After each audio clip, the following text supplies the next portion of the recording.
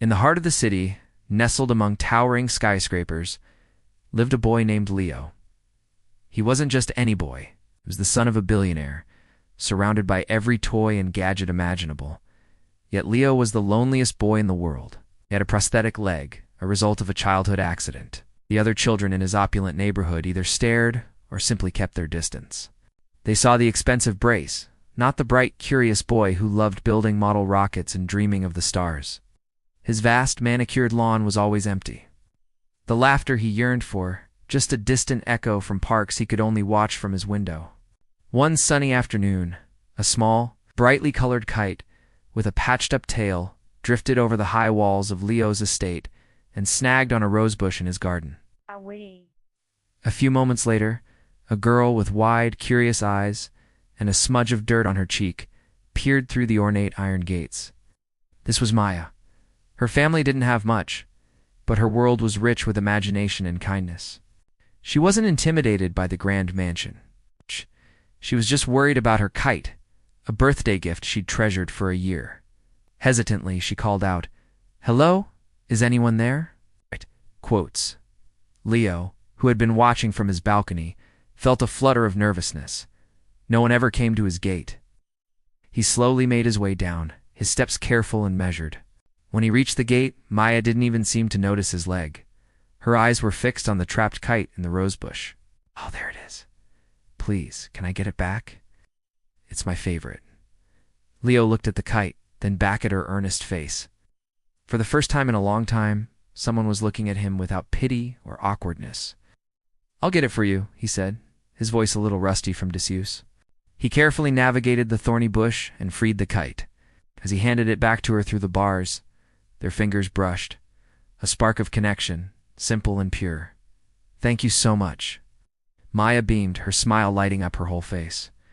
She looked at him, really looked at him, and saw the model rocket he was holding. "Wow, is that a Saturn V? That's the rocket that went to the moon. I saw it in a book once." Leo was stunned. "You know about rockets?" "Little," she admitted. "I love reading about space. The stars are like tiny diamonds scattered on a big black blanket, don't you think?" Leo had never thought of them that way, but he liked it. He found himself smiling, a real genuine smile. Do you want to come in and see my other models?" he asked, the words tumbling out before he could stop them. Maya's eyes widened. "Really? Can I?" The gates to the lonely mansion opened. Maya stepped into Leo's world, and for the first time, it was filled with chatter and laughter. She didn't care about the expensive toys or the vast rooms. She was fascinated by Leo's detailed models, his books about constellations, and his passion for the universe. She didn't walk on eggshells around him. When he explained how his prosthetic worked, she just nodded, her curiosity genuine.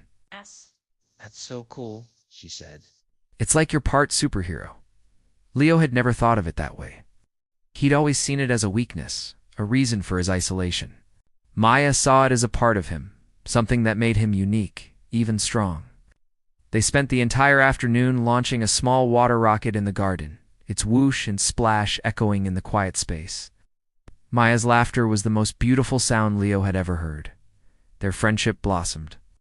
Every day after school, Maya would arrive at the gate, and together they would explore new worlds. They built a sprawling city out of blocks, designed their own constellations on a giant blackboard, and had picnics under the shade of a huge oak tree. Maya taught Leo how to make flower chains, and he taught her the names of all the planets. She saw a brilliant, funny, and kind boy, saw a girl who was fearless, bright, and whose heart was as big as the sky she loved. One afternoon, Leo's father, a man usually consumed by business, came home early and found the two of them on the lawn, heads bent together over a drawing of a spaceship. He watched, unseen, as Maya helped Leo up after he stumbled, their hands finding each other naturally, without a second thought. He saw his son, not as the fragile boy he had always tried to protect with money, but as a happy, thriving child, engaged and full of life. A tear welled in his eye. He had given his son everything money could buy, but this little girl, with nothing but a kind heart, had given him the one thing he couldn't: a friend. From that day on, the mansion was different. The gates were often left open. The sound of two children's laughter became a common melody.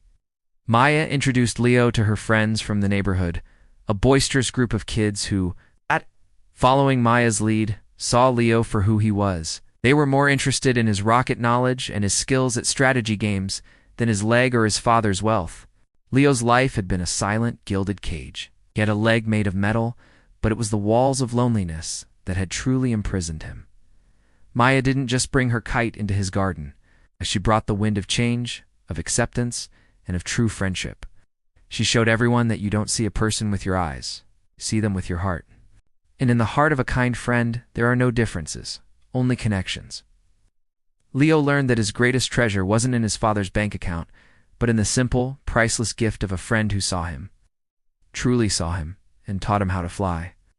Thank you for watching. If you enjoyed this story, please like, share, and subscribe for more.